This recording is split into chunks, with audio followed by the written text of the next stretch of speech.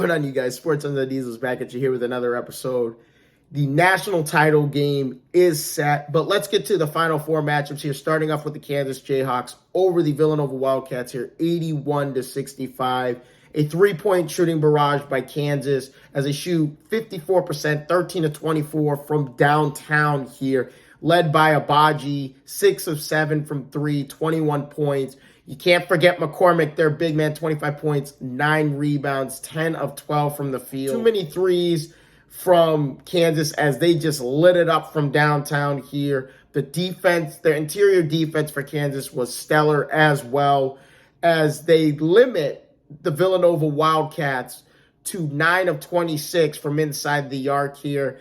And with Villanova, they really do miss Justin Moore. Obviously, we know he tore his Achilles in the last game against Houston to get to the Final Four. They missed him desperately. They needed another offensive threat. They come up short here in the losing effort led by Con Gillespie. 17 points, 5 of 8 from downtown. He actually had a pretty good shooting night overall, but just the interior defense was too much by Kansas, and then obviously the three-point shot. Villanova had a little fight in them, though. They went on a little run late in the ball game. You know, they play a little small ball, and they eventually cut into a 19-point deficit down to 6, but the three-point shots were just too much for them as it was just their night from downtown, and Kansas goes on and plays in the national championship game. And who will they play against? Unfortunately, I hate to say it, they're going to play against North Carolina. And,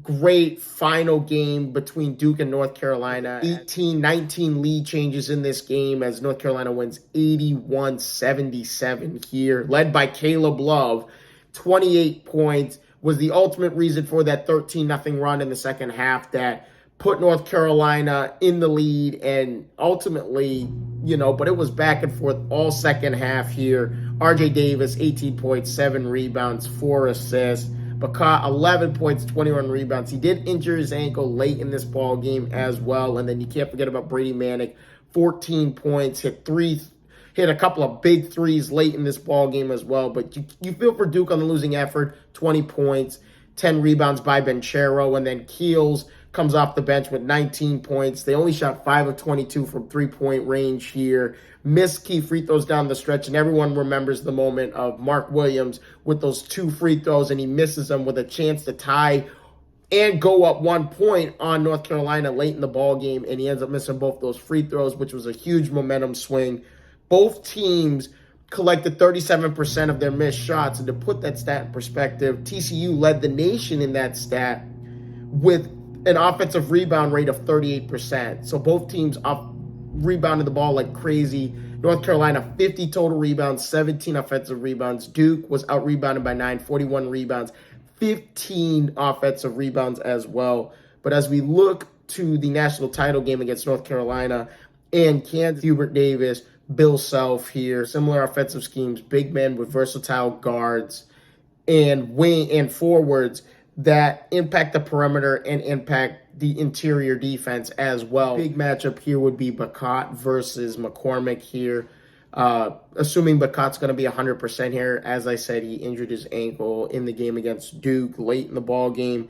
But it's not just about the big men as well. It's also about these guards and forwards that are running around off screens and stuff.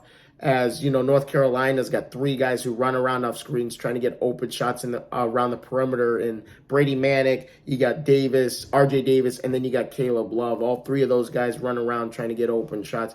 But North Carolina will also have their hands full with Kansas, as well as Abaji runs around numerous screens every possession, and the same thing with Christian Braun as well. But we'll see how this plays out. I think whatever big man wins their matchup, that's the team that is going to win the national championship game. Do I pick Kansas? Do I pick North Carolina? It's so hard to go against North Carolina. I love the Cinderella story. Something that's very interesting here is North Carolina was the team that first handed Coach Krzyzewski his first loss at Duke.